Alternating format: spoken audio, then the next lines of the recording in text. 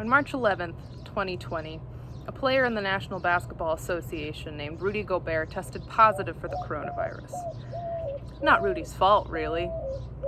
Someone was going to be the first athlete to contract the virus. It just happened to be him.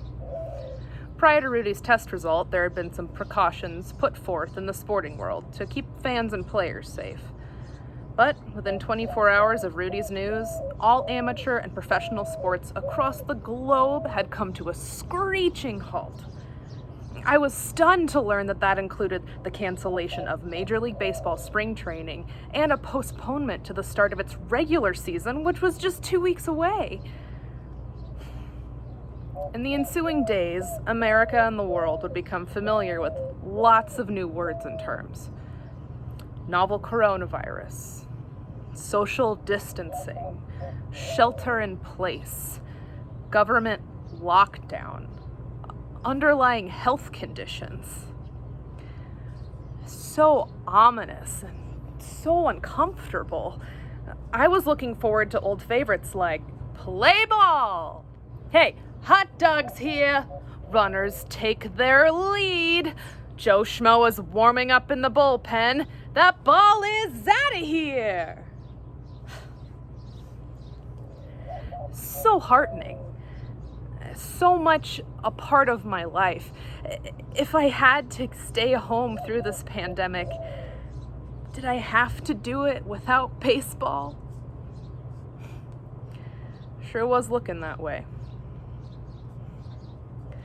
Several weeks later, when the season would have been starting its 4th week of play, I found myself in the emergency room due to some adverse reaction to some medication. Not one of the 13 meds I routinely take, but one of the 3 new ones that were recently prescribed. Did I mention that I have more underlying health conditions than Babe Ruth had home runs? This time around, a doctor told me that I had heart failure and probable bacterial pneumonia. And despite the fact that I was not displaying any symptoms of the coronavirus, it was decided that I would be admitted for further observation and, of course, tested for COVID-19, which takes about 48 hours to return a result. In the hospital, in this age of COVID-19, certain floors have been set aside to store patients who have been tested for the virus but whose results have not yet come back. This is known as the rule-out floor. I would have preferred the grounds rule double floor or the infield fly rule floor. On the rule-out floor, the door to your room is kept closed 24 hours a day. You're not allowed to come out of your room. The few people who came into my room, always the minimum amount possible throughout the day and night, were dressed in protective gowns, gloves, and face masks, and plastic face shields. It appeared as though everyone who did enter was on break from welding class. I learned to recognize people by their ears.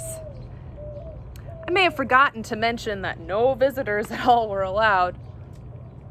Not just on the rule-out floor, but the entire hospital. Another stroke of luck for me was in learning that the doctors only placed about 50% faith in the coronavirus test that they administer.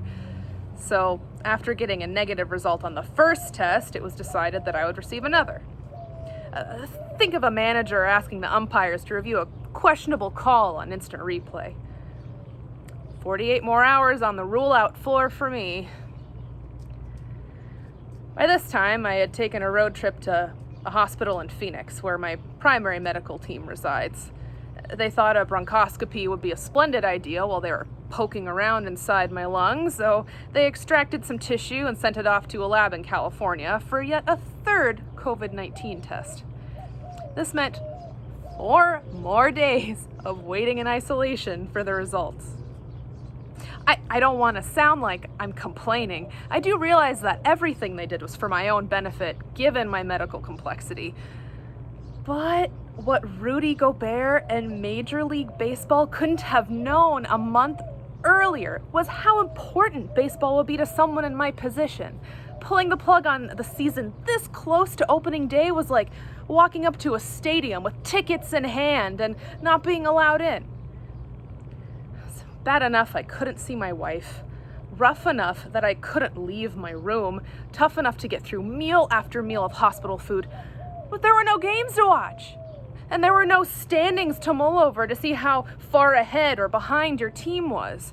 And no statistics to ponder to see how well your guys were doing. No highlight videos on MLB.com to watch and rewatch the incredible catches and game-winning hits. All of these things can consume vast amounts of time for a baseball fan, especially when you're in isolation and there's nothing else to do. And if things are going well for your team, as I know they would have been for mine, the accompanying joy could have easily pared hospital time recovery in half. How was I ever going to get better without baseball? But alas, the days stretched on like an unending rain delay, with only the faintest hope that play would resume. And day after day, when my phone jingled a reminder that the Mets game was about to start, I recalled what was missing the most. The golden voices of the game belonging to Gary Cohen, Ron Darling, and Keith Hernandez.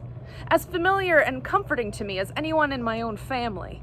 They not only delivered expert play-by-play analysis of the game in real time, they also shared stories from baseball's rich history during the game's slower moments. Instead, the tiny voices that I frequently heard coming through the speaker system weren't announcing clutch hits or big strikeouts. They were calling for team assist, room 24, or code blue, trauma team to tower 6.